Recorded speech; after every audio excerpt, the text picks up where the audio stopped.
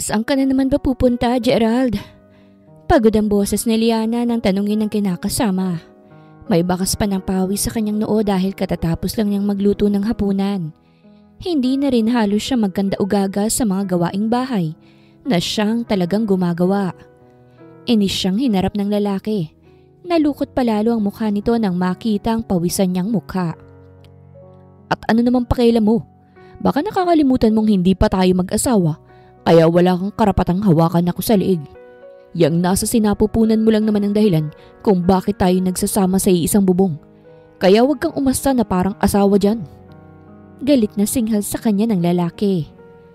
Pagak na lamang na napatawa si Liana. Batid naman niya yon pero ang ipamukha sa kanya na hindi siya mahal ng kinakasama at napipilitan lamang itong pakisamahan siya dahil sa kanilang anak ay sobra-sobra naman yata. Ibinigay niya ang sarili kay Gerald dahil sa labis niyang pagmamahal dito.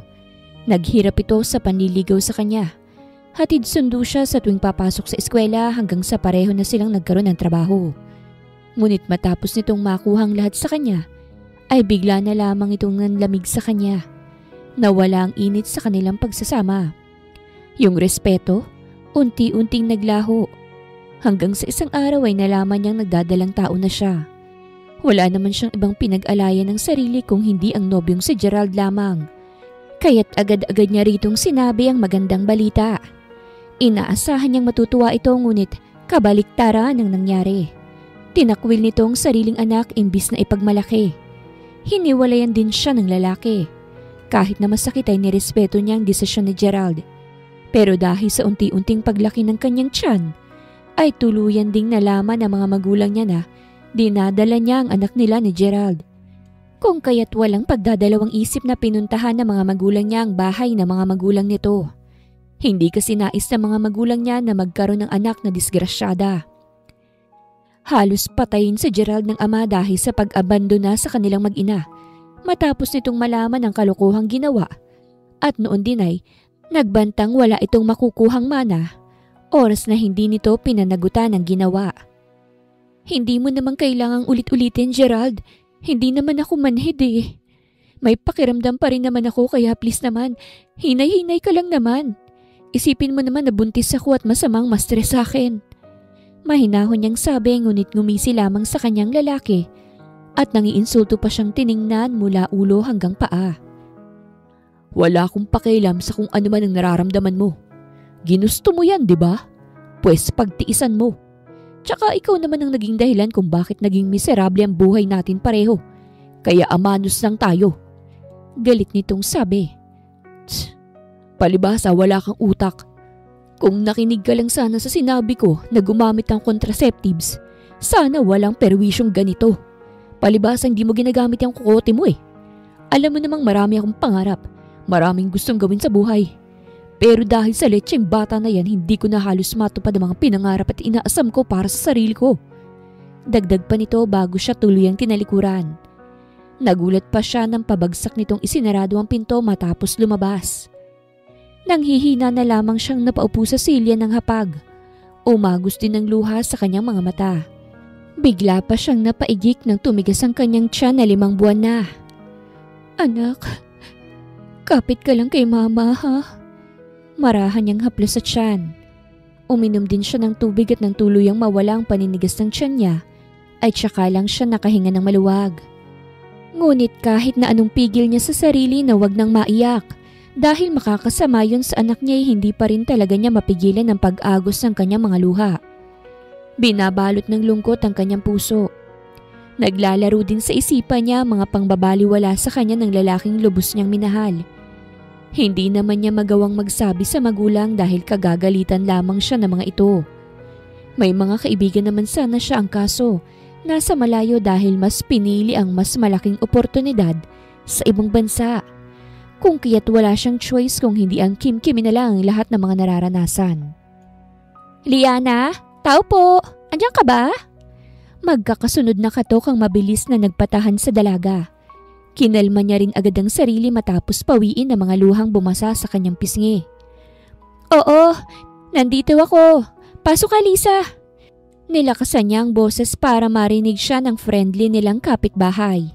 Halos kaidaran niya lang ang babae. Panay rin ang bigay nito ng lutong ulam at kung minsan ay nagbabahagi pa ng mga kwento tungkol sa sarili nito. Mukhang winalang hiya ka na naman ng asawa mo ah.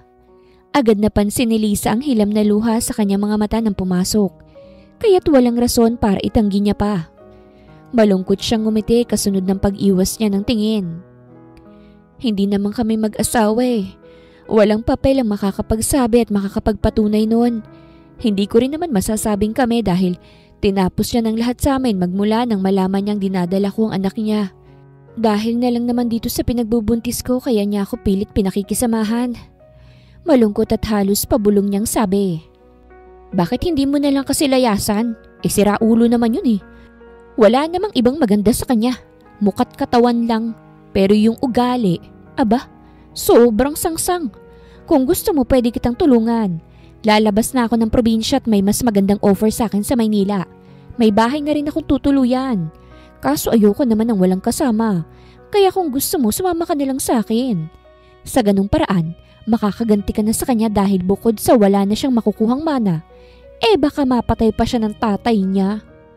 Sulsul nito matapos siyang daluhan. Hindi ko alam kung kaya ko ba eh.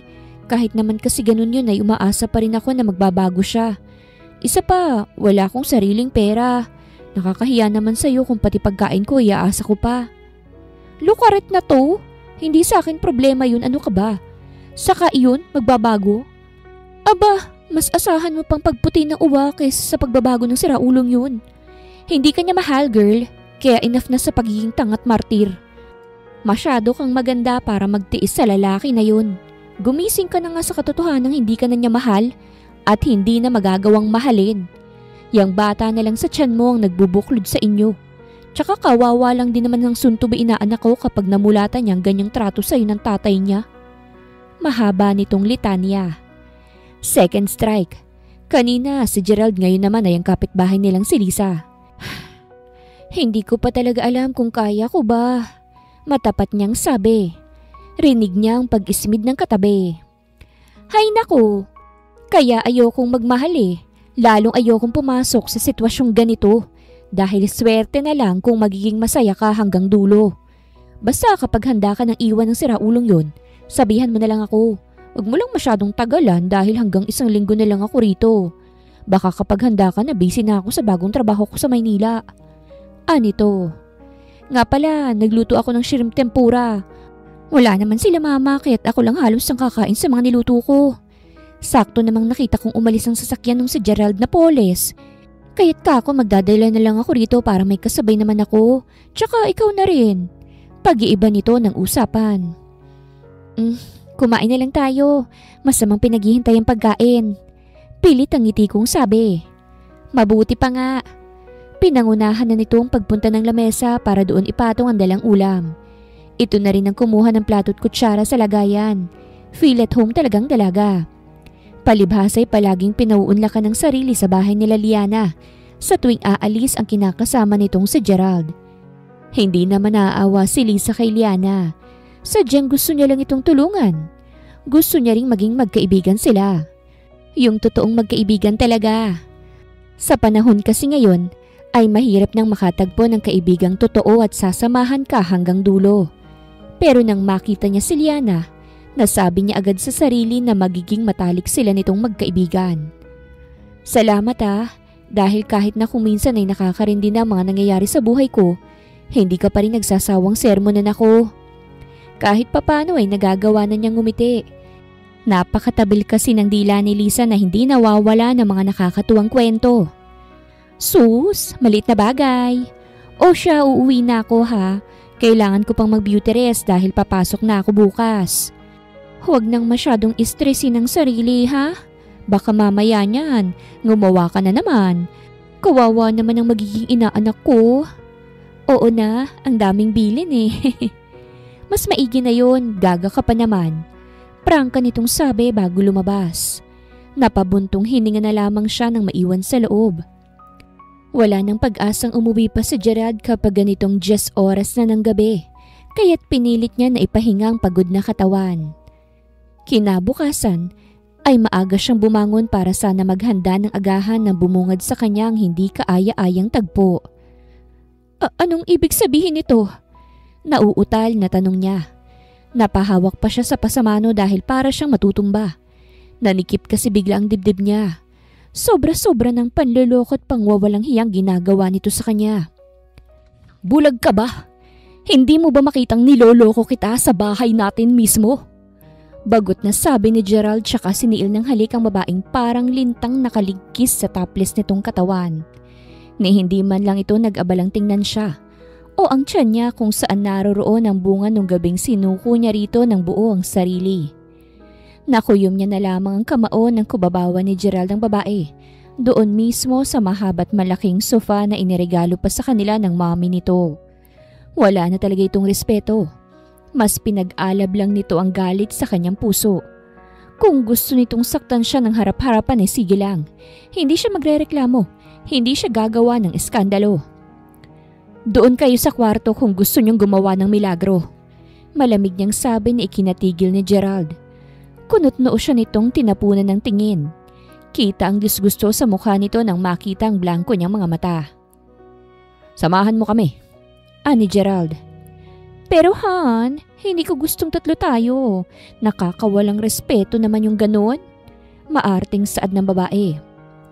Boba, panonoorin lang natin ang babaeng yan. Singhal dito ni Gerald. Natahimik tuloy ito. Pilit na inipon ni Liana ang lakas ng loob nang sa ganon ay maipagtanggol naman niya ang sarili. Kung gusto niyong magpakababoy, kayo na lang. Huwag niyo na akong idamay. Hindi ko kayo kayang gayahin. Lalong hindi ko kayang tingnan ang kahalayang ginagawa niyo. Hindi ako katulad niyo na mga immoral. Bawat katagang binibitawan niya ay puno ng puot. Sinagad na talaga nito ang pasensya niya. Hindi pa ito nakontento sa gabi-gabi nitong pakikipag-usap sa kahit sino na lamang. Nagdala pa talaga ito ng babae sa mismong bahay nila. Sobra ng pagtitiis ko sa'yo. Hindi ako pinanganak para gaguhin lang. Hindi ko pinangarap ang ganitong buhay kaya't sige na. Malaya ka nang gawin ng kahit na ano. Suko na ako sa'yo. Ayoko na. Matapang niyang sabi. Nag-aalab rin ang kanyang mga mata. Tila ba nilipad ng hangin ng katiting na pag-asa sa puso niya. Di maigi, pero walang aalis. Nang gagalaiting saad ni Gerald bago tumayo at padabog na lumapit sa kanya. Hindi ako papayag na mawala ng mana. Magsasama tayo sa impyerno. Gigil pa nitong piniga ang braso niya at saka kiniladkad papasok ng kwarto at doon ay ginawa siyang preso. Dito ka lang. Magsasama tayo. Total yun naman ang gusto mo, di ba? Tila nababaliw na sabi pa nito. Ni hindi man lang iniisip ang anak na nasa sinapupunan niya habang marahas siyang itinutulak. Papasok sa inuukupan nilang silid. Gerald! Ano ba? Hindi mo pwedeng gawin sa akin to. Ayoko na. Pinapalaya na nga kita, di ba? Ano pa bang gusto mo? Pilit niyang kinakalampag ang pinto. Pero nilak na nito ang kanilang kwarto. Rinig na rinig niya pa ang kalansing ng kadena na mukhang inilagay sa labas ng kanilang pinto para siguraduhin hindi siya makalalabas. Gerald! Halos ikapaos niya ang paulit-ulit na pagtawag sa pangalan ng lalaki. Pero bingi ito. Hinayaan siya ni Turon. Ni hindi man lang nag-abala na bigyan siya ng kahit tubig man lang. Hayop ka! Napakawalang hiya mo! Sarili mong anak tinitiis mo. Anong klase kang ama? Anong klase kang tao? Naiiyak sa galit niyang sambit habang matalim ang tingin sa nakasaradong pinto ng kwarto. Tanging paglunok ng laway ang ginagawa niya para kahit papaano mapunan ang gutom at uhaw na nararamdaman niya. Ngunit dahil buntis siya, hindi niya nagawang tagalan. Tuluyan na siyang nilamon ng dilim. Nagising na lang siya isang umaga na wala nang makapang-umbok sa tiyan niya. Ang anak ko! Diyos ko, nasan ang anak ko? Napabalikwas siya ng bangon ng tuluyang mag-sink in sa kanya na wala ng anak niya sa sinapupunan. Malungkot na lamang siyang dinaluhan ni Lisa at pilit na pinakakalma. Lisa! Ang anak ko! Asaan? Naiiyak niyang tanong rito, ngunit panay itong iling. Lisa, ano ba? Nasaan na ba yung anak ko? Saan niya siya dinala? Hysterical niyang niyugyug si Lisa na tulad niya'y umiiyak na rin. Wala na. Nakunan ka, Liana. Hindi kinaya ni baby ang sobra-sobrang stress na sinamahan pa ng matinding gutom.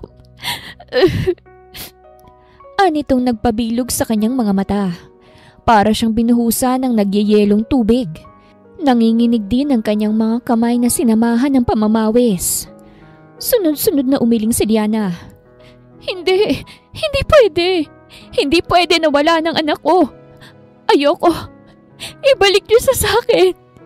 Ibalik niyo sa akin ang anak ko. Luha ang pakikiusap niya. Niyakap na lamang siya ni Lisa ng mahigpit at marahang hinaplos-haplos sa likod. Liana, wala nang bata. Ano mang gawin natin, hindi na natin siya maibabalik. Masakit man pero kailangan mong tanggapin. Kailangan mong lakasan ang loob mo nang mapagbayad mong lalaking may gawa nito sa'yo. Paus ang boses nitong sabi. Doon siya tuluyang natauhan. Mapait siyang ngumiti nang mag-flashback sa kanya ang lahat ng kahayupang ginawa sa kanya ni Gerald. Tuluyan na ring umusbong ang nag-aalab na galit sa kanyang puso. Mariin niyang nakuyam ang kamao nang gumanti ng yakap kay Liza. Hinayaan niyang maging mahina. Pinalaya niya ang sakit sa kanyang mga mata. At wala nang mailabas na luha, ay tsaka siya kumawala sa yakap ng kaibigan. Nasaan na siya? Mahina niyang tanong. Hindi ko na alam. Basta tumakbo na lang siya na parang isang duwag na tuta matapos rumisponde ng mga kapitbahay natin na narinig yung mga sigaw mo. Ramdam niya ang gigil sa tono ni Lisa habang ikinikwento nito yon. Mariin niyang naipikit ang mga mata. Akma rin sana siyang babangon nang pinigilan siya ni Lisa. Kailangan ko nang makalabas rito. Hindi ako matatahimik hanggat hindi ako nakakapaghiganti sa kanya. Puno ng galit niyang sabi. Nakakaintindi namang tumango si Lisa. Ako nang bahala. Basta magpahinga ka na muna dahil kailangan mo yan. Anito, hindi naman na siya umangal pa dahil talagang kailangan niya pang ipahinga muna ang sarili. Tahimik na lamang siyang tumango kasunod ng pagpikit niya ng kanyang mga mata. Matuli ng paglipas ng mga araw.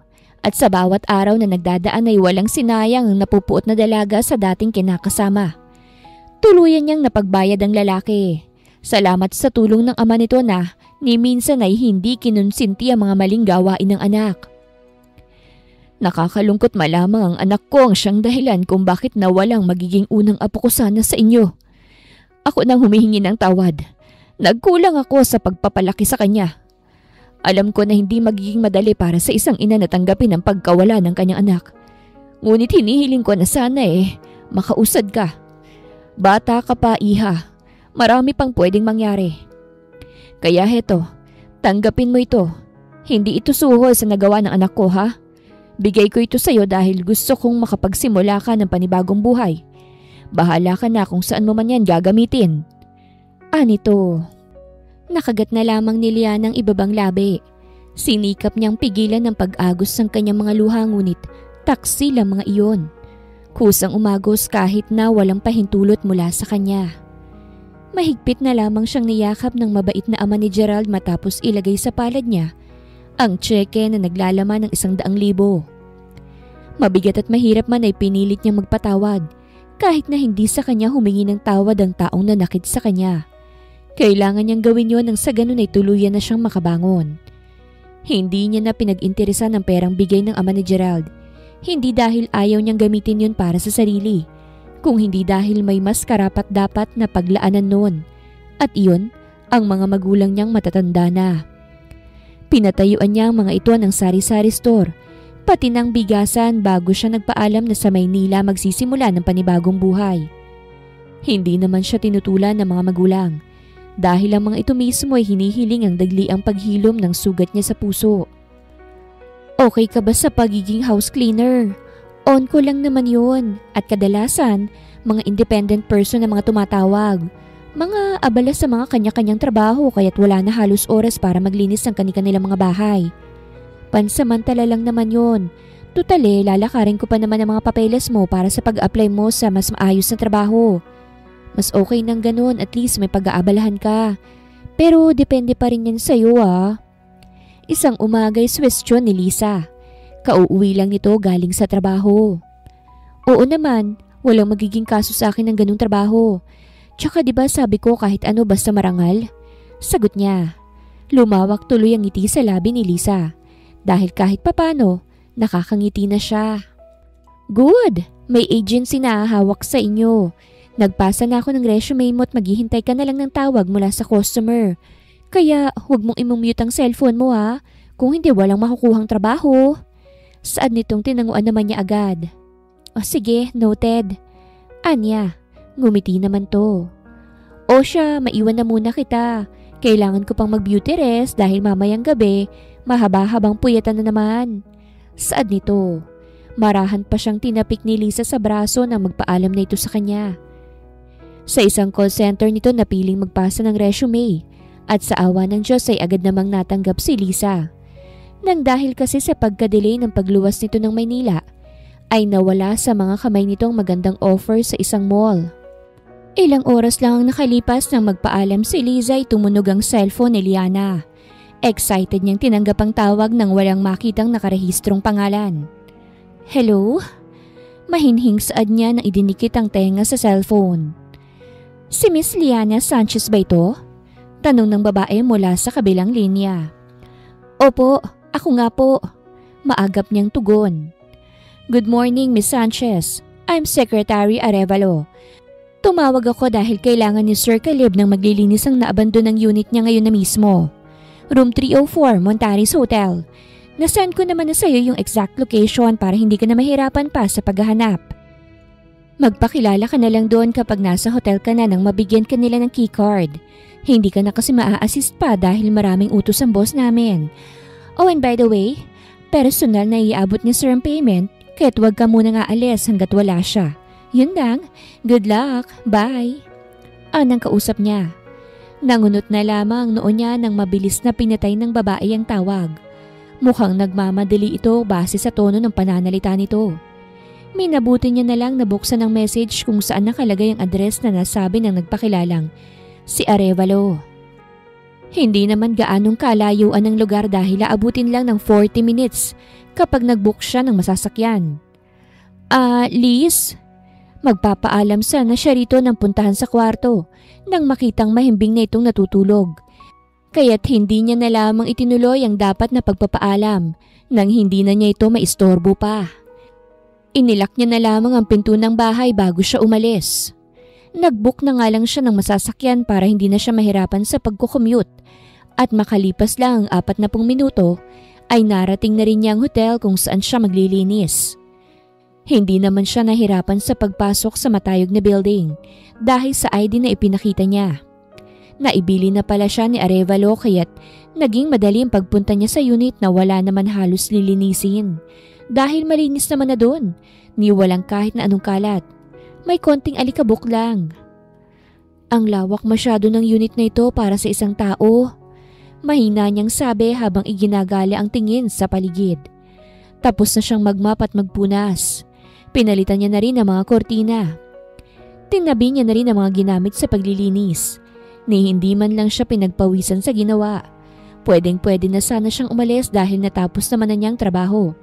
Ang kaso, ang bilin ni Arevalo na wag muna siya nga alis hanggat wala pang may-ari ng unit. Anong oras naman kaya darating ang taong yun? Huwag naman sana siyang gagabihin. Anya ng sipatin ng oras sa suot na mumurahing relos. Hindi nga. Anang baritonong boses ng isang lalaki na nagpaigtad sa nakaupong si Liana. Nasapo pa ng dalagang dibdib at gulat na nilingon ng lalaking hindi man lang niya namalayan ang pagdating. Nakakagulat naman po kayo. Anya rito pero imbis na sumagot ay nilampasan lamang siya nito. Walang modo. Nasabi niya na lang bigla kaya't ang lalaki ay otomatikong huminto. Are you saying something? Halos magdikit na ang makakapal nitong kilay nang pumihit paharap sa kanya. Nilinis naman niya ang lalamunan kasunod ng pagkagat niya sa ibabang labi. Narinig pala siya nito. Wala po sir. Iwas sa mga matang sagot niya rito. Para siyang kakapusin ng hangin nang dumako ang abuhin nitong mga mata sa nanginginig niyang mga labi. Tell me your name. Mapagmando nitong sabi pero imbis na sumagot ay ipinakita na lang niyang ID na sinuksok niya sa bulsa ng suot na jeans. Bigla na lang kasing umatras ang dila niya. Liana Sanchez. Kunot ang noong basa nito sa pangalan niya. Pinanganak ka bang Pipe? Maya-maya'y tanong nito. Hindi, mabilis niyang sagot. Kung ganun, sumagot ka kapag tinatanong ka. Hindi yung maglalabas ka pa ng ID para lang magpakilala. Be professional. Masungit nitong sabi saka muling naglakad palayo. Naiwan naman siyang napamaang na hindi makapaniwala sa nangyari. Tsaka lang siya natauhan nang bumalik na ito na may hawak na makapal na papel at ballpen. Sign it. Masungit nitong sabi. Nagtataka naman niyang sinipat ang nilalaman ng papel at nang malaman ng mga nakapaloob ron ay otomatiko ang pagsalubong ng kanyang mga kilay. At sinong tangang pipirma sa marriage contract na yan? Bulalas niya. You! Kaswal lang nitong tugon. Bigla tuloy nagpalpitate ang isa niyang kilay. Sir, ayos ka lang ba? Baka nalilipasan ka na ng gutom, aba kumain ka na muna. Napapasimangot niyang ani rito. Busog ako at nasa tamang pag-iisip. Kailangan ko lang talaga ng babaeng maihaharap sa mga magulang ko nang sa ganun, tumigil na sila sa pagkuha ng kung sino-sino na lang na babaeng matitipuhan nila para sa akin. Derechahan itong sabi. Mabilis naman ang pagbabago ng reaksyon ng dalaga. Mali kayo ng inaalok. Pasensya na ha. Seryosong sagot ni Liana kasunod ng pagtalikod niya. At akma na sanang aalis ang magsalita si Kalib na ikinahinto ng dalaga. 10 milyon. Sapat na siguro yun para pumayag ka sa alok ko. Marahas na napabugan ng hangin si Liana. Dismayado pa niyang hinarap ang lalaki. Hindi lahat nasisilaw sa pera. Oo nga, mahirap ako. Pero hindi ako kailanman mauuhaw sa ganyan kalaking halaga. Mabigat ang mga dumaang pagsubok sa buhay ko at nasa healing process pa lang ako. Kaya't pasensya na dahil hindi kita matutulungan sa napakasimple mong problema. Anya, ito naman ang nagpakawala ng hangin. Fine, pero kapag nagbagong isip mo bumalik ka rito. And here's your payment. Thank you. Sinsero nitong sabi. Inilagay pa nito sa palad niya ang sobre bago nito nilisan ang sala. Muli na lamang siyang nagpakawala ng hangin nang makita ang laman ng sobre. May calling card kasing nakalakip sa makapal na pera. Ngayon niya pa lang naman ako nakilala pero nag-aalok agad siya ng ganun. Ibang klase. Naisatinig niya na lamang bago niya nilisan ang lugar. Bit-bit ang sobre. Mabilis ang pagdaan ng mga araw. At sa bawat araw na yun ay palaging puno ang schedule ni Liana. Halos lahat ng nililinisan niya ay mga kondo. Mas nagugustuhan niya ang ginagawa dahil malaki ang kitaan kumpara sa mga nagtatrabaho sa kumpanya. Busy na! Isang araw ay puna ni Lisa. Ngayon na lang sila nagkasabay sa pagkain ng almusal na si Liana ang nagluto. Maaga talagang bumangon si Liana dahil 8:00 ang oras ng paglilinis niya sa isang bahay. Malapit lang sa inuupahan nila. Wala ka na bang plano na mag-apply sa mas maayos na trabaho? Yung stable na talaga. Higit sa lahat, may makukuha ka pang mga benepisyo. Dagdag nito. Tsaka na lang siguro, nag-e-enjoy pa kasi ako sa ginagawa ko eh. Isa pa, walang stress sa paglilinis. Tugon niya. Tumangu-tangu naman ito. Tsaka ang plano ko kapag nakapag-ipon na ako ng malaki-laki, magtatayo ako ng shop kung saan ako lang ang boss. Tutal naman, pagiging pastry chef ang tinapos ko. Positibo niyang tugon. Ay, ang syala naman. O sige, support kita ha. Basta kapag need mo ng serbisyo ko, huwag ka lang mahihiyang magsabi. Anito, tumango naman siya. Si Liza na lang nagpresenta sa paghuhugas na hindi naman tinanggihan ni Liana dahil maliligo pa siya at maghahanda para sa pupuntahan. At nang handa na sana siya sa pag-alis, ay tsaka naman siya nakatanggap ng tawag mula sa kanila. Hello ma, napatawag po kayo.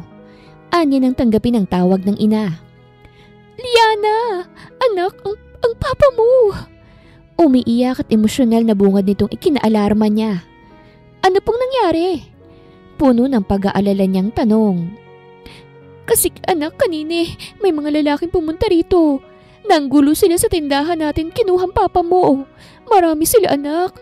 May mga hawak na baril at kinuha nila ang papa mo. Ha?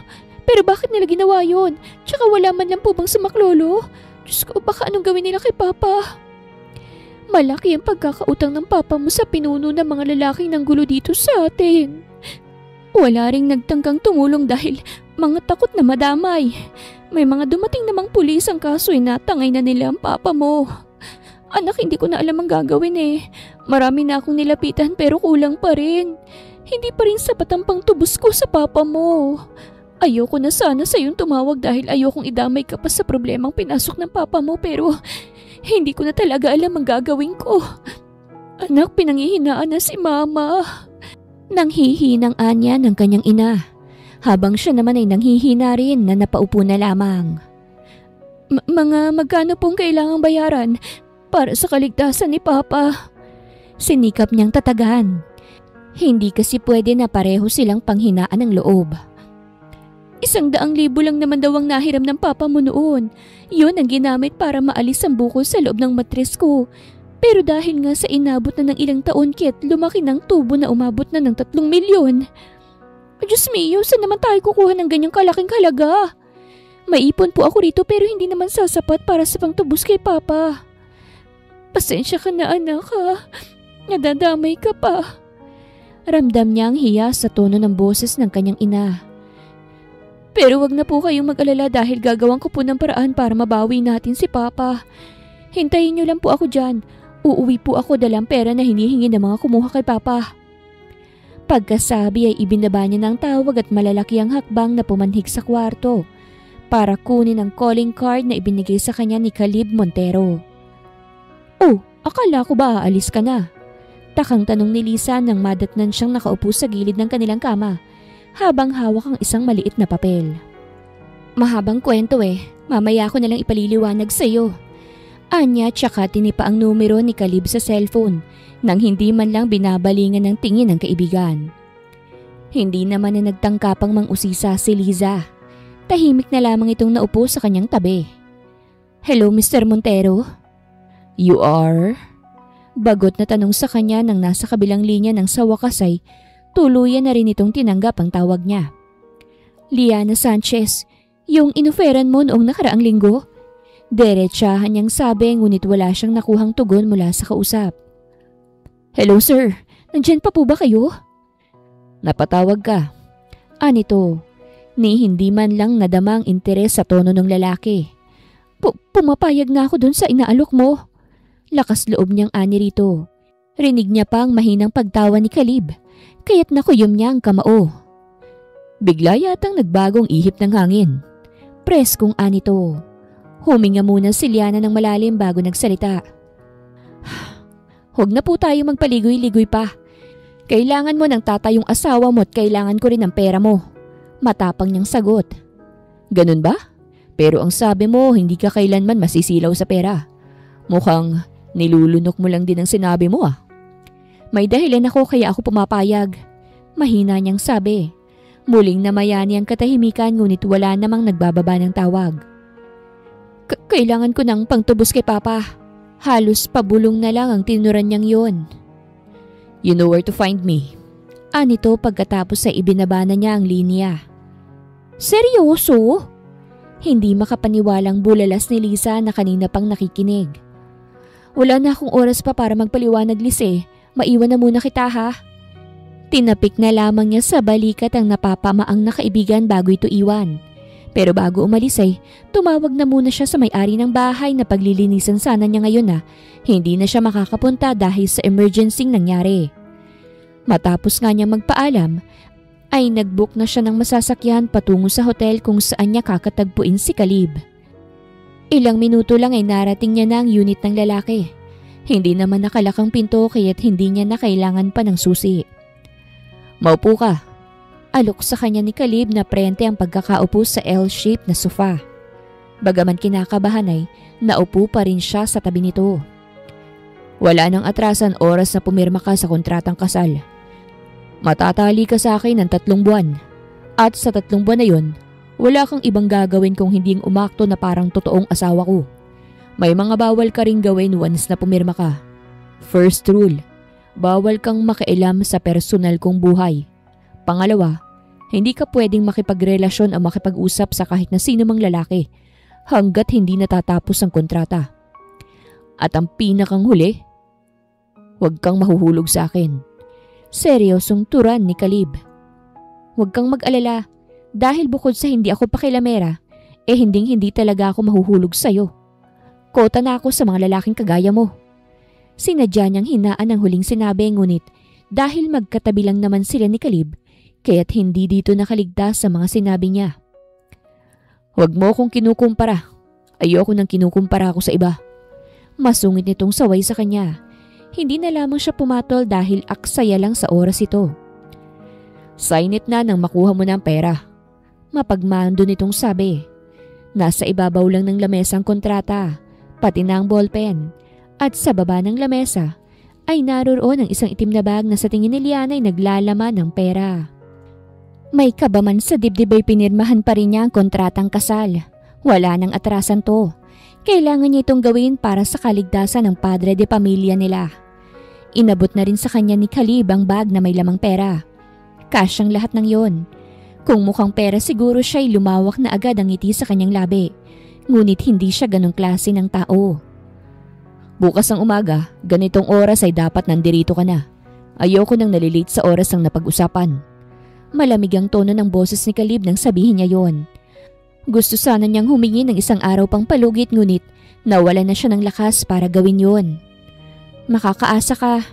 Sinsero niyang sagot bago isabit sa balikat ang malaking bag. Ikinampay lang nitong maugat na kamay sa hangin na parabang isa siyang langaw na itinataboy nito papalayo. Napayuko na lamang siya nang simulang ihakbang ang mga paa paalis ng unit. Panay ang pagtambol ng kanyang puso dahil hindi biro ang laki ng halaga ng buhat niya. Sana lang walang mangyaring hindi inaasahan. Tsaka lang gumaan ang kanyang paghinga nang tuluyan na siyang nakauwi sa inuupahan nilang unit. Oh my! Ang laking pera niyan, girl! Namilog na lamang ang mga mata ni Lisa nang sa pagbukas niya ng bag ay tuluyang bumungad ang malutong at nagkakapalang pera sa harap nila. San galing yung mga yan? Don't tell me nang hold up ka. Eksaherada nitong sabi. Binatukan niya naman ito nang tumigil sa kakaisip ng kung ano-ano. Kay Caleb Montero nang galing ang pera. Mahinahon niyang sabi. Nangunot naman agad ang noo ni Lisa dahil kilala nito ang pangalang binanggit niya. Seryoso ka? Si Caleb Montero? Ang napakagwapo't dominanting CEO ng Montero Company? Binigyan ka ng ganyang kalaking halaga? Paano nangyari yun? Inuto mo ba? Ginamitan ng black magic or anything para bigyan ka ng sandamakmak na salapi? Kuryoso nitong tanong na nagpakunot sa noo ni Liana. Alam mo, kakapanood mo ng K-drama yan. Napapairap na lang siya sa pinagsasasabi ng kaibigan. Hindi ganun ang nangyari, okay? Tanda mo pa ba yung unang pinaglinisan ko? Tanong niya. Tumango naman ito. Siya yung may-ari ng unit. At nung araw din na yun, inalok niya ako ng kontratang pangkasal. Kapalit daw ng perang ito. Siyempre hindi ako pumayag nung una dahil sino ba namang nasa tamang pag-iisip ang basta nalang kakagat sa alok niyang yun. Pero dahil nga sa nangyari kay Papa, kaya't heto ko ngayon. Nilunok ang lahat ng sinabi ko sa kanya at bukas sa loob na pumirma sa kontrata. Mahabang litanya niya. So paano ngayon yan? Ano nang magiging role mo? Huwarang misis ng isang mayamang negosyante, ganon? Anito, tumango naman siya. Parang ganon na nga. Kibit balikat niyang sagot. Pero ang tanong, kaya mo na ba? I mean, magagampanan mo kayang pagiging karakter sa gusto niyang gampanan mo kapag nagsama na kayo? Hindi kaya't mahirapan ka? Concern lang ako lalo't hindi naging madali ang nangyari sa'yo sa nakaraan. Ayoko lang na pagsisihan mo itong naging desisyon mo. Anito, malungkot na lamang siyang ngumiti matapos ibaling ang tingin sa bag ng pera. Wala naman akong ibang choice, Liz eh. Kailangan kong gawin to. At saka, naghilom na ang sugat sa puso ko dahil lahat ay pinaubaya ko na sa kanya. At ngayon, kampante naman ako na magagampanan ko ng maayos ang naging usapan namin ni Caleb. Sana lang, hindi magkaroon ng hindi inaasahang pangyayari. Huwag sanang magkaroon ng aberya. Anya, ginagap naman ito ang kamay niya tsaka sa kanya nagtanong ng seryoso. Pero paano kapag nahulog ang loob mo sa kanya? Hindi mangyayari yun, ano? Naroon ang kumpiyansa sa sagot niya. Huwag mong pangunahan ang hindi mo sigurado, lalo't hindi pa naman nangyayari. Anito? Sigurado akong hindi, okay? Kampante niyang tugon. Sana nga, basta't ingatan mo lang palagi ang puso mo. Mahigpit na lang siyang niyakap ni Lisa. Nagpresenta na rin tong samahan siya sa pag-uwi niya sa kanila na hindi naman na niya tinanggihan dahil higit niyang kailangan ng kaibigang masasandalan sa mga panahong ito. Sa kabilang banda ay napapabugan na lang ng hangin si Caleb matapos niyang pagbigyan ng request sa kanya ng kanyang ina na umuwi naman dahil namimiss na siya nito. Pero pag uwi niya sa kanila ay bumungad naman ng isang sopistikadang babae na nasa tabi ng kanyang ina. Matamis pang iginagawad nitong ngiti na hindi niya naman ginagantihan. Ayaw niya mang maging bastos pero hindi niya maiwasan lalo't naiirita na siya sa mga babaeng panay ang ngiti na may halong pangaakit. Ano na naman ba ito, ma'am? Bagot niyang baling sa kanyang ina. Nagmamadali pa siya sa pag-uwi tapos ay ganito lang ang madadatnan niya. May sinabi muna ito sa babae bago sa kanya naglalambing na lumapit. Kasi naman anak, lagpas 30 ka na pero hanggang ngayon wala ka pa rin ipinakikilala sa amin. Kahit na ka-fling mo man lang sana. Napag-isipan ka ng bakla ng mga amigas ko pati ng mga kamag-anakan natin. Huwag naman sanang magkatotoo ang mga iniisip nila sa'yo, no? Concerned nitong sabi. Nahilot na lang niyang sentido dahil sa ganoong mindset ng mga Pilipino. Kaya't maraming nape-pressure kung bakit kasi hindi na lang nilang hayaan ng tao sa kung anong gusto nilang gawin sa buhay niya. Tutali, kanya naman to. Tsk, I'm not gay. At saka sino na naman ba yan? Tipid niya na lang na tinapunan ng tingin ng babaeng mahinhin ang pagkakaupo sa sofa. Pero kung tingnan siya'y para na siyang walang saplot. Ni hindi man lang nito inaalis ang malagkit na tingin sa kanya. She's Sophie, anak ng isa sa mga investors ng kumpanya natin. She's pretty, right? Bagay nga kayo Pangiti-ngiti nitong bulong sa kanya. Mas maganda ang asawa ko sa kanya. May himig ng pagmamalaki niyang sabi. At buhat nga sa sinabi niya'y namilog ang mga mata ng kanyang ina. Gusto niya tuloy matawa sa nakitang reaksyon nito ngunit pinigilan niya ang sarili dahil baka isipin nitong nagbibiro lamang siya. May asawa ka na? Paano? At sino? My goodness, Caleb, paano mo nagagawang maglihim sa taong nagluwal sa'yo? Nagdadrama nitong sabi. Nakamot niya na lamang ang kilay. Hinaklit pa siya nito papunta sa pool area para lang makipag one-on-one sa kanya. At para hindi naman nakakahiya sa inimbitahan nitong dalaga na irereto sana sa kanya. Sigurado ka ba talaga sa mga pinagsasasabi mo? Hindi kaya't niloloko mo lang ako para tumigil na ako sa pagsiset ng mga blind dates mo? Pinamewang ni Rebecca ang anak at seryoso itong tiningnan ng diretsyo sa mga mata. I'm telling you the truth, Mom. May asawa na ako and you'll finally meet her tomorrow. Kaya kung pwede pauwiin mo na yung bisita nyo. Dahil ayokong bigyan ng rason ng asawa ko para magalit siya sa akin. Pangungumbinsi niya rito. Tsaka lang lumawak ang ngiti nito sa labi ng tuluyang makumbinse. Nakita rin kasi nito ang singsing niya sa kamay. Oh sure, basta't ikaw. Pasensya ka na anak ha. Akala ko kasi talaga bakla ka kaya't sobra ng pagiging desperada ko na makahanap ng babaeng nararapat para sa'yo. O sige na, pauuwiin ko na si Sophie. Basta bukas ha, dadalhin mo rito ang asawa mo.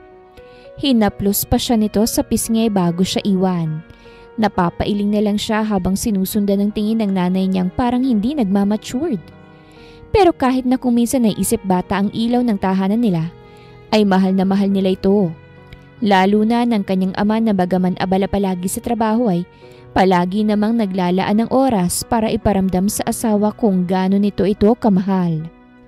Mabuti na nga lang at hindi na nag-usisapang kanyang ina ng tungkol sa background ng asawa niya dahil wala pa siyang naihahandang kwento para doon.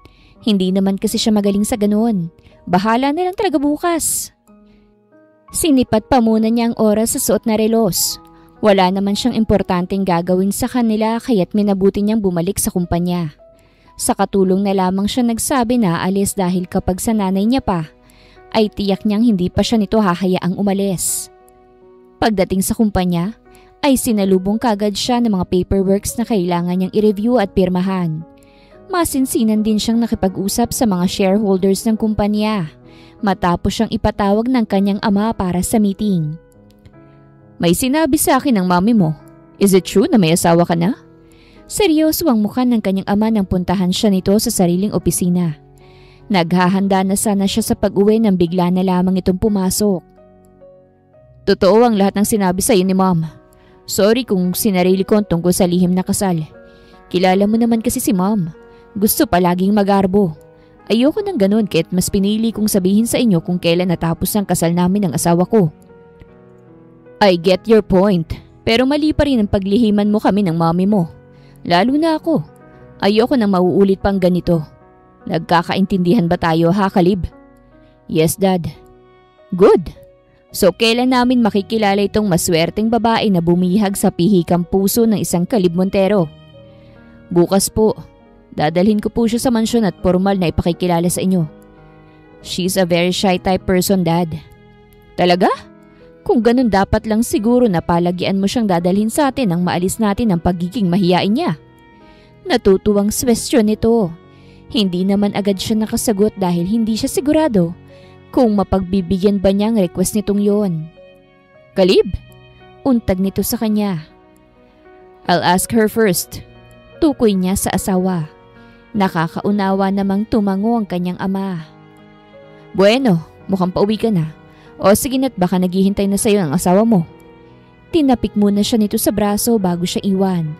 Naiiling na lang siyang napasulyap sa pintong kasasarado lang. Sino mag-aakala na sa isang iglap lang ay nagkaroon na kagad siya ng asawa? Kung hindi lang talaga dahil sa mga pangungulit ng mga magulang niya, lalo na ng kanyang ina, ay hindi niya papasukin ang buhay may asawa.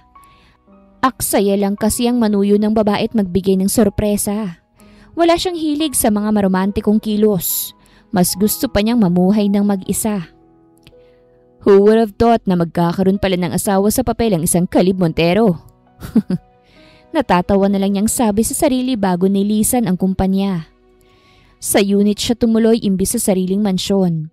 Doon niya kasi hihintayin si Liana. Tsaka na lang niya ito dadalhin sa sariling bahay kapag naipakilala niya na ito sa mga magulang. Sigurado niya kasi na palagi itong dadalawin ng mami niya once na makilala niya na ito. Bago matulog, ay sinubukan niyang kontakin ang numero ni Liana para sana paalalahanan nitong huwag magpapalit sa napagkasunduan nilang oras. Pero halos mapudpud na ang kamay niya sa kakapindot ng call. Pero ni isa sa mga tawag niya ay hindi man lang ito sinasagot. Damn! Pabagsak na lang niyang naibaba ang cellphone sa sobrang inis. Nagre-ring naman kasi pero hindi man lang ang asawa niyang nag-abalang sagutin ni isa sa mga tawag niya. Ngayon pa lang ay pinapakulo na nitong dugo niya. Ano pa kaya kapag nagsama na sila sa iisang bubong? At dahil hindi pa siya dinadalaw ng antok ay minabuti niya na lang nalanguin ng alak ang sarili. Ni hindi niya namalayang sa sofa na pala siya nakatulog kagabi dala ng sobrang kalasingan. Ilang bote ng alak din kasing naubos niya. Saktong 8:00 ng umaga nang tuluyang dumating si Liana sa unit ni Kalib. Nagtaka pang dalaga kung bakit ang dilim ng mukha ng asawa niya. Ang sama pa nito kung makatingin na para bang nakagawa siya ng napakalaking kasalanan dito. Galit ka ba? Alangan pang tanong ni Liana kay Kalib. Mas lalo lamang sumama ang tingin nito sa kanya na kulang na lang ay lamunin siya ng buo. Nagtanong ka pa. Galit nitong sagot sa kanya. Naamoy naman agad niya ang alak sa hininga nito kahit na ilang dangkal din ang layo niya rito. Kinakabahan man, ay hindi naman siya nakaramdam ng takot. Ramdam kasi ng puso niya na mabuting tao ito. May attitude lang talaga. Pasensya ka na. Hindi ko nagawang sagutin yung mga tawag mo kasi naka-silent pala yung cellphone ko. Hindi ko na malayan. Pasensya ka na talaga. Sinserong paghingi niya rito ng dispensa. Pero mukhang wala itong planong tanggapin ang paliwanag niya. Alam mo ngayon kita ihaharap sa mga magulang ko tapos hindi mo man lang ginamit kahit ang kalahating porsyento ng utak mo? Paano ngayon yan ha? Hindi mo sinasagot ni isa man lang sa mga tawag ko. Eh di wala kang alam tungkol sa mga dapat at hindi mo dapat sabihin sa harapan ng mga magulang ko. O di sorry na, parang yun lang nangiinsulto ka. Napapasimangot niyang sagot kay Kalib. Hindi kailanman magiging excuse ang pag-inom nito para pagsalitaan siya ng kung ano na lang. I'm not insulting you. Ibang nangiinsulto sa nangsisermon. Napapabugang hangin na paliwanag ni Caleb. Bakit? Nanay ba kita? Pabalang niyang sagot. Naihilamos na lang nito ang kamay sa mukha matapos mahimasmasan. Batid naman ni Caleb na napasobra siya sa mga binitawang salita. No, but I'm your husband. Itinatama lang kita. Mahinahon itong sabi. Rumolyo lamang ang mga mata ni Liana. Palibhasa, babae ako kaya't kinakaya-kaya nyo lang. May hugot pa ring sabi ni Liana. Tumikwas naman tuloy ang isang kilay ni Caleb dahil hindi niya alam kung saan ito hinuhugot ang mga tinura nito ngayon. Okay, fine. I'm sorry. Pinagtaasan kita ng boses. I know what I did was wrong. Ayoko lang kasi talaga nung ginawa mo kagabi. Tuluyan na siyang nagpakumbaba. Tumango naman sa kanyang asawa. Kaya't inaya niya na itong maupo sa tabi niya ng ganun ay mapag-usapan nila ang ilan sa mga magiging senaryo kapag nasa harap na sila ng mga magulang niya. Basta ba walang pilitan na mangyayari eh. Ni Liana matapos maglatag ni Caleb ng ilan sa mga kondisyon nito.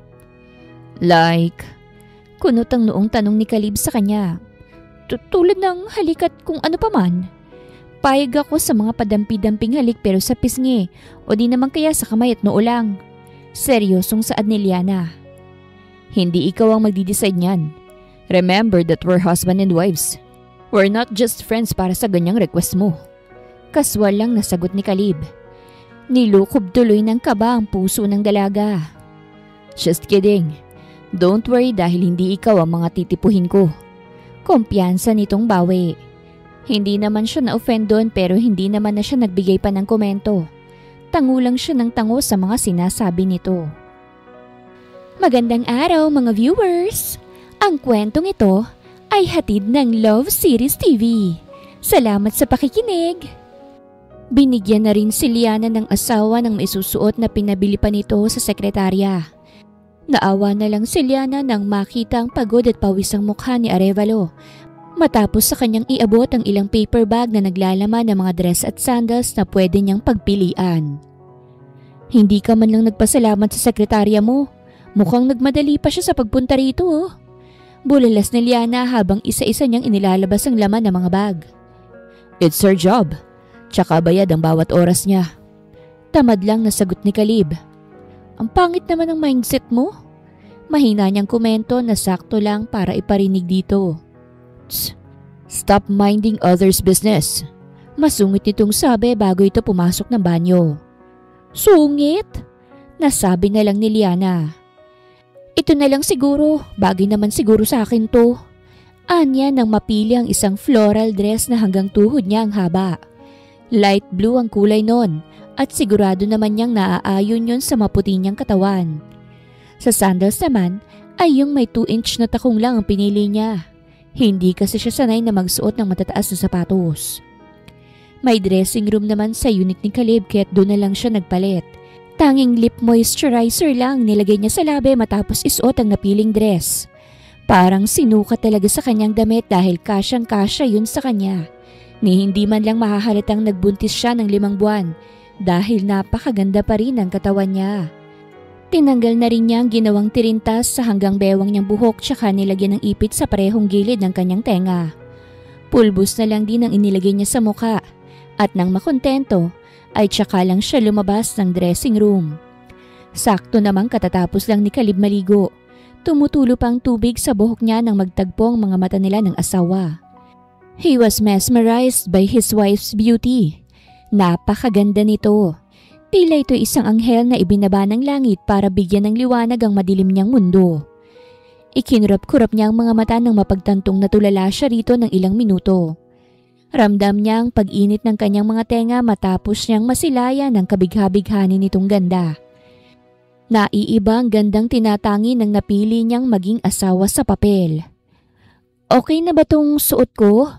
Nahihiyang tanong ni Liana kay Caleb na ngayon ay seryoso na naman ang mukha. As long as hindi ka mukhang katulong, okay lang kahit na anong isuot mo. Iwas sa mga matang tugon ni Caleb. Humaba na lang tuloy ang labi ni Liana. Maupo ka na muna, magpapalit lang ako. Kasual nitong paalam bago pumasok ng kwarto. Kibit-balikat naman niyang inanyayahan ng sarili na maupo sa mahabang sofa at matiyagang naghintay kay Caleb. Hindi nga lang niya minsan maiwasan ng mapahikab habang naghihintay dahil wala siyang maayos na tulog, ni walang pahinga. Pagkatapos niya kasing ibigay ang pera sa nanay niya ay nagpaalam din siya agad na aalis. Wala siyang nilihim sa babaeng magulang. Sinabi niyang tungkol sa napagkasunduan nila ni Caleb kapalit ng perang nakuha niya. "You okay?" Tanong ni Caleb nang makitang asawa na pipikit-pikit na ang mga mata. Paminsan-minsan pa itong humihikab at kung minsan ay nagpupunas ng luha. Marahan muna nitong tinampal ang mukha bago tumayo at pilit sa kanyang ngumiti. "Medyo inaantok lang," matapat nitong sagot. Halata ang pagod sa tono ng boses nito. Bigla tuloy nakaramdam ng awa si Caleb. "Ilang oras din ang biyahe bago tayo makarating sa bahay ng mga magulang ko. Makakaidlip ka pa, so let's go." Anyat inakay na ito. Nagpatianod na lamang si Liana. Hindi na siya nagreklamo o nagbigay ng kahit na anumang komento. Ipinikit niya na lamang ang mga mata nang tuluyan na siyang makapasok sa loob ng magarang sasakyan ng asawa. Ni hindi niya na nagawang magpasalamat nang pagbuksan siya ng pinto at ikinabit ng seatbelt dahil sa sobrang pagod at antok. Hinayaan naman ni Caleb ang asawa na tulugan ng mahabang biyahe. Sinadya pa niyang bagalan ng takbo ng sasakyan na makabawi ito ng tulog. Paminsan-minsan pa niyang sinusulyapan si Liana. Napapangiti na lamang siya kapag nagre-react ang katawan nito sa tuwing may mabubusinahang truck. Ang cute nito para sa kanya. Bigla pa siyang nataranta nang tumunog ang cellphone niya. "What the?" Mahina na lang siyang napamura ng magising si Liana. Kinapa muna nito ang labi na para bang inaalam kung nabasa ba yun ang sariling laway bago siya tapunan ng tingin. "Malayo pa ba tayo?" Paos ang boses nitong tanong. Umiling naman siya at tipid itong initian bago ibaling ang tingin sa malinis na kalsada. "Mga 1 oras pang biyahe. Sige na, matulog ka pa." Anya. Tumangulang ito at muling natulog. Makalipas ang mag-iisang oras sa biyahe ay tuluyan na nilang narating ang mansyon ng mga magulang ni Caleb. "Finally! Na-meet na rin kita, iha!" Malawak ang ngiti sa labi ni Rebecca nang salubungin ng yakap ang anak at ang maganda nitong asawa. "Masaya rin po akong ma-meet kayo." Malambing na tugon ni Liana sa sopistikadang nanay ni Caleb. "May aasahan na ba kaming apo?" Excited na tanong ni Rebecca. Nagkatinginan naman sila Liana at Caleb. Kapwang alanganin ng ngiti. "Oo nga naman, meron na ba?" Segunda naman ni Joaquin na ipinulupot ang kamay sa bewang ng mahal nitong asawa. "Sorry to disappoint you, Mom, Dad. Pero wala pa kasi sa plano namin ang pagbuo ng anak. Next year pa namin siya planong gawin. Sa ngayon gusto muna namin i-enjoy ang buhay mag-asawa. Gusto muna naming mas makilala pa ng lubos ang isa't isa." Ani Caleb. Marahan niyang kinabig ang bewang ni Liana. Palapit sa kanya upang ilayo sa mom niyang mapang-usisa. Sila Rebecca at Joaquin naman ang nagkatinginan. "Ganun ba? Pero mas masaya ang bahay lalo na kapag may bata. At saka tumatanda na rin itong si Caleb. Baka nasa 40s na ito kinder pa lang ang apo ko." Giit ni Rebecca. Gusto na kasi talaga nitong magkaroon ng apo sa nag-iisang anak. Yun din talagang pinakang rason kung bakit nito nirereto ang anak sa mga dalagang anak ng mga kakilala. "Han, hayaan na lang natin ang mga bata sa kung anumang gusto nilang gawin. Hindi naman gaanong matagal ang 1 taon." Anas ni Joaquin tsaka hinagod ang likod ng asawa. Napapalunok na lang talaga ng laway si Liana. Ni hindi niya magawang ibukang bibig. Inaasahan naman niya na mangyayari ito pero iba pa rin talaga kapag aktwal nang nangyayari ang mga tanungan. Marahang pinisil ni Caleb ang gilid ng bewang niyang hindi na yata nito planong pakawalan. Alangan siyang tumingin dito pero agad din naman siyang nagbawe dahil hindi niya kayang tagalan ang nanghihipnotismo nitong mga mata. Matamis pang mga ngiting ibinibigay nito sa kanya. "Hindi naman namin siya planong patagalin. Gusto lang naming i-treasure ang bawat minuto, oras at mga araw ng kami pa lang.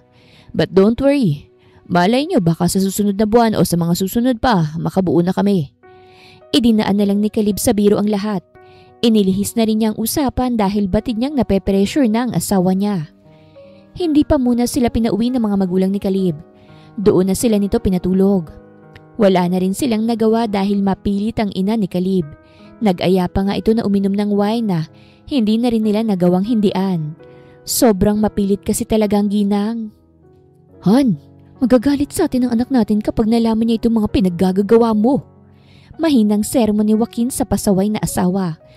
Matapos nilang ihatid ang langong sila Caleb at Liana sa kwarto ng mga ito. Nilagyan lang naman kasi ni Rebecca ng gamot ang inuming ibinigay kay Caleb at Liana kanina. Hindi na kasi nito mahihintay ang pagtapos ng taon. Gusto na kasi nito ng apo ora mismo. Kaya't gumawa na talaga to ng paraan para makabuo agad ang mag-asawa. And so, hindi naman mali ang gagawin nila. Mag-asawa sila kaya't normal lang ang paggawa ng sanggol. At saka parte naman ng pagpapamilya yon. Tumutulong lang ako. Giit nito. Napapailing na lamang si Joaquin. Kahit naman kasi anong paliwanag at pagpapaintindi ay hindi siya nito pakikinggan. Matigas ang ulo ng kanyang asawa. Kaya't hinayaan na lang niya ito kesa mag-away pa sila. Samantala, init na init ang mga katawan nila Caleb at Liana. Hindi nila maintindihan ang uhaw na nararamdaman. Para silang dinadarang sa apoy. Malakas naman ang inilalabas na hangin ng aircon pero pinagpapawisan pa rin sila. Caleb, ang init! Hirap na reklamo ni Liana. Napapahawak pa siya sa puso na bigla-bigla na lang sumakit. Damn it! I'm sure na may ginawa sila kung bakit ganitong nararamdaman natin. Impit na sambit ni Caleb. You okay? Concerned niyang tanong nang makita ang sakit sa mukha ng asawa habang hawak nitong puson. Hindi. Hirap na sagot ni Liana. Ano ba kasing nangyayari? Drinogan nila tayo. Mahinang sagot ni Caleb na hindi naman narinig ni Liana. Caleb, hindi ko na kaya ang sakit. Naiiyak nitong sambit. Namimilipit na rin to. Ayokong gawin to pero hindi ko kayang makita kang nahihirapan. I'm sorry, Liana, but I have to do this. Pagkasabi nito ay siniil niya ng halik ang asawa. Ramdam niya ang pagtutol nito ngunit saglit lang yon. Dahil tumugon din naman to sa mga halik. Naging mapangahas ang kanilang mga galaw. Para silang uhaw sa labi ng isa't isa. Unti-unti na ring umaalpas ang mumunting halinghing sa bibig ni Liana. Kung kaya't mas lalo pang tumindi ang init na nararamdaman ni Caleb. At makailang beses nilang naabot ang rurok ng kaligayahan. Kapwa na lang silang nagsing kinaumagahan na masakit ang katawan. Oh my! Naibulalas na lamang ni Liana nang makitang walang kahit na anong saplot sa katawan nila ni Caleb sa ilalim ng makapal na kumot. I'm sorry. Mahinang saad ni Caleb nang hindi man lang inaalis ang pagkakadantay niya sa asawa. Anong sorry? Caleb, wala sa usapan natin to. Mangiyak-ngiyak na lamang si Liana. I know. Yun lang ang sasabihin mo? Dala ng inis ay patulak niyang inilayo si Caleb sa kanya. Inagaw niya rin ang kumot at mas ibinalot pa yon sa katawan niya. What do you want me to say? Tapos na, di ba? Nangyari na. Pananagutan ko na lang ang mga nagawa ko. Sira ulo ka pala eh. Singhal niya rito. Malakas din niyang pinadapo ang palad sa isa nitong pisngi. Halos maiyak na siya sa galit. Caleb, nanggaling na ako sa maling relasyon. Nawala ang anak ko sa akin habang nasa sinapupunan ko siya. Hindi ko alam kung kaya ko na ba ulit. Ayoko ng ganito eh. Nag-usap na tayo. Gumawa pa nga tayo ng kasunduan eh. Niloko mo ko, Caleb. Winalang hiya mo ko. Tuluyan na siyang napahagulgol. Niyakap naman agad siya ni Caleb pero tinutulak niya itong palayo. Hindi ka marunong tumupad sa usapan eh. Niloko mo ko. I'm so sorry. Hindi ko ginusto to. Parehas tayong nasa ilalim ng masamang gamot na humalo sa inumin natin. Patawad. Mahigpit na niyakap ni Caleb si Liana. Ikinulong niya ito sa bisig hanggang sa tuluyan na rin itong kumalma. Kapwa silang walang imik ng tuluyan nilang nilisan ng mansyon. Hindi na si Caleb nagpaalam sa mga magulang. Hindi kasi niya nagustuhan ang ginawa ng mga ito. Pero hindi naman niya magawang magalit dahil siya naman ang may kasalanan. Gumawa siya ng kwento. Naghangad lang ang mga magulang niya ng apo kaya na mga ito nagawa yun sa kanila. Sa sariling mansyon na ni Caleb dinala si Liana. Doon niya ito pinatira. Hindi niya kasi makakayanang hayaan na lang ito matapos ng nangyari sa kanila. May kung ano din kasi sa loob niya na nagsasabing huwag itong pakakawalan dahil baka pagsisihan niya bandang huli. Halos araw-araw si Caleb kung humingi ng tawad sa nangyari. Pinagsisilbihan niya si Liana. Palagi rin siyang may oras dito kahit sobra siyang abala sa pamamahala sa kumpanya. Pwede mo ba akong bilhan ng durian? Isang umaga ay request ni Liana. Kapwa silang nasa hapag at pinagsasaluhan ng pagkaing si Caleb ang naghanda. Durian?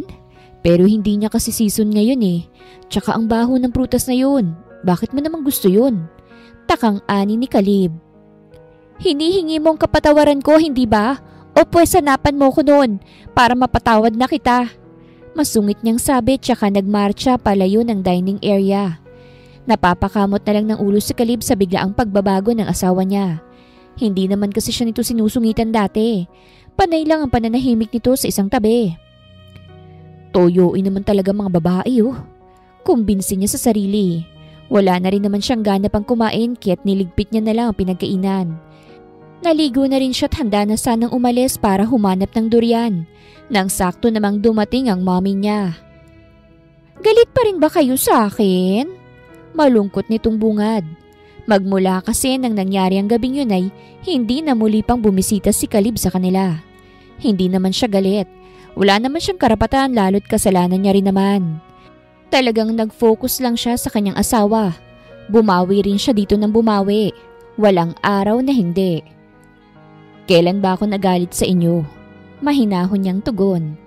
Noon din ay gumiti ang kanyang ina. Nandyan ba ang asawa mo? Tanong nito. Tumango naman siya. Nasa kwarto namin. Masama yata yung pakiramdam eh. Nagre-request nga sa akin ng durian kaso hindi naman ngayon ang bungahan ng mabahong prutas na yun. Magtsatsaga na lang akong maghanap nang hindi na magalit pa. Paalis na nga dapat ako kaso sakto naman po na dumating na kayo. Anya. Buhat doon ay lumawak ang ngiti nito sa labi at basta na lang siyang iniwan. Nangyari dun? Nagtataka na lang niyang sinundan ng tingin ng nanay niyang excited na pumunta ng kanilang kwarto. Pag-iling na lang ang ginawa niya bago nilisan ang mansyon. Sa palengke na muna siya unang pumunta. Ang kaso wala siyang makitang durian doon. Kaya't sa mga grocery store naman siya naghanap. Mabuti na nga lang at may nahanap siya. Hindi niya tuloy maiwasang ma-excite habang binabaybay ang daan pa uwi. Sinadya na rin niyang bumili ng sariwang bulaklak at ilan pang mga prutas na nakadisplay lang sa tabi ng kalsada. Mga ganun kasi ang gusto ni Liana. Bakit naman ang tagal mo anak? Kanina ka pang hinihintay ng asawa mo. Sinalubong kagad siya ng kanyang ina pagka-park pa lang niya ng kotse.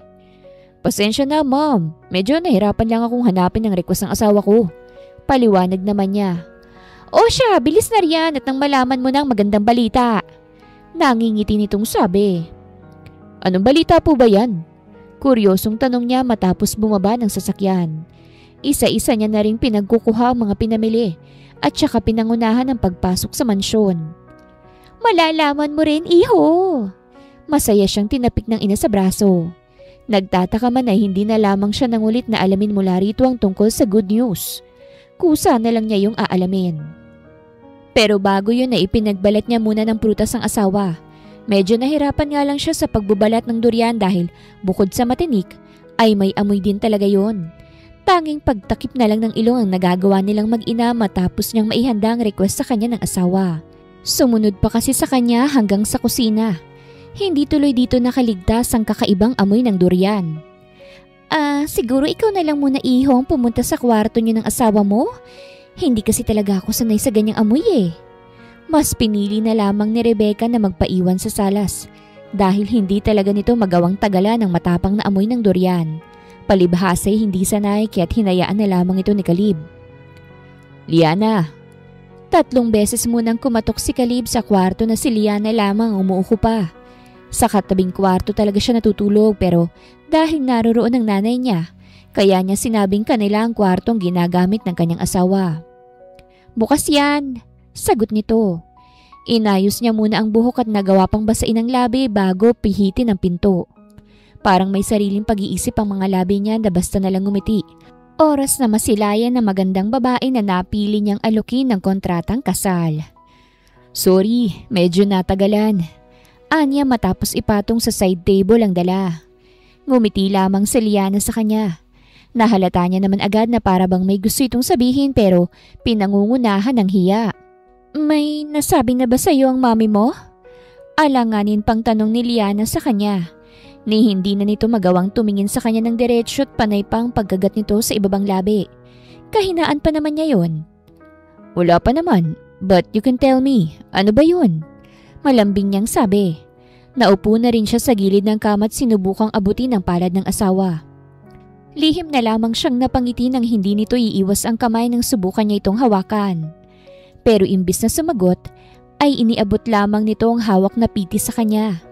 Nabaling naman doon ang atensyon niya.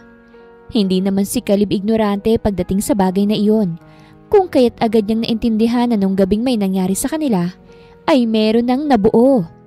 Magiging daddy na siya ng anak ng babaeng unti-unting bumibihag sa kanyang puso. Babaeng nais niyang laging makita sa tuwing uuwi galing sa kumpanya. Matabi siyang ngumiti sa asawa. Hinagka niya rin ang ibabaw ng kamay nito na nagsanhi ng pamumula ng magkabilaan nitong pisngi. Pakasal na tayo. Be my wife. And that's for real na. Hindi na sa papel lang. Kung hindi sa totoong buhay na. Wala nang pagpapanggap. Totohanan na. Sinserong alok niya nang ibalik ang tingin sa asawa matapos hagka ng kamay nito. Natatakot ako, Caleb. Paano kung gawin mo rin sa akin ang ginawa nung... Hindi na niya naituloy pa ang iba pang sasabihin nang hagkan siya ni Caleb sa labi. Namilog na lamang ang kanyang mga mata. Hindi niya inaasahan na halikan siya nito ng may pagmamahal. Alam niya sa sarili na nahulog na siya sa asawa. Pilit lang niyang itinatago dahil ayaw niya nang masaktang muli. Kapwa na lamang silang humahangos ng pakawala ng labi ng isa't isa. Mahal kita, Liana. Hindi ko alam kung kailan at papaano. Basta't nagising na lang ako isang umaga na hinahanap-hanap ka na nito. Itinuro ni Caleb ang dibdib. Kaya't wag mo sanang iisiping katulad ako ng nakaraan mo. Dahil hindi ko kailanman magagawang saktan at lokohin ang babaeng mahalaga sa akin. Higit sa lahat, mahal ko. Hindi ko ipaparanas sa iyo ang sakit na pinaranas niya. Lahat ng pagmamahal ipaparamdam at ipapakita ko sa iyo. Hindi ako kailanman magbabago. Tapusin na natin ang 3 months ng marriage contract at gawin ng panghabang buhay to. I love you. Please marry me. Bawat katagang binibitawan ni Caleb ay batid ni Liana na hindi si Caleb katulad ni Gerald. Ramdam ng puso niya yon. Minsan ay talagang kumokontra lang ang isipan niya sa idinidikta ng kanyang puso. Pinahid muna niya ang luhang bumasa sa kanyang pisngi bago tumango. Mahal din kita. Hindi ko na itatanggi pa yun. Manhid lang kasi ang hindi mahuhulog sa lalaking tulad mo na lahat-lahat ay ginagawa na makabawi at mapasaya lang ako. Kaya naman gusto kong maging asawa mo. Gusto kong manatili sa tabi mo hanggang sa huling hininga ng buhay ko. Susugal akong muli, hindi lang para sa anak natin, kung hindi para na rin sa ikakasaya ng mga puso natin. Madamdaming sambit niyang nagpaulap sa mga mata ni Caleb. Noon din ay sinabi niya sa mga magulang ang lahat ng kanilang plano. Inamin na rin nilang totoo. Wala namang naging problema sa mga ito. Bagkus ay binigyan pa sila ng payo. Hanggang sa lumipas ang maraming buwan at tuluyan na ngang ikinasal sila Caleb at Liana sa simbahan. Isinilang na rin ang una nilang supling na nasundan pa ng isa, makalipas lamang ang 1 taon. Masaya si Liana pati na ang mga nagmamahal sa kanya na natagpuan na rin niya sa wakas ang lalaking tunay na nagmamahal sa kanya. Hindi kailanman nagsisi si Liana na sumugal sa piling ni Caleb. Sa ngayon ay kapwa silang kontento, masaya at patuloy na naniniwala sa kabutihan ng Diyos. Wakas!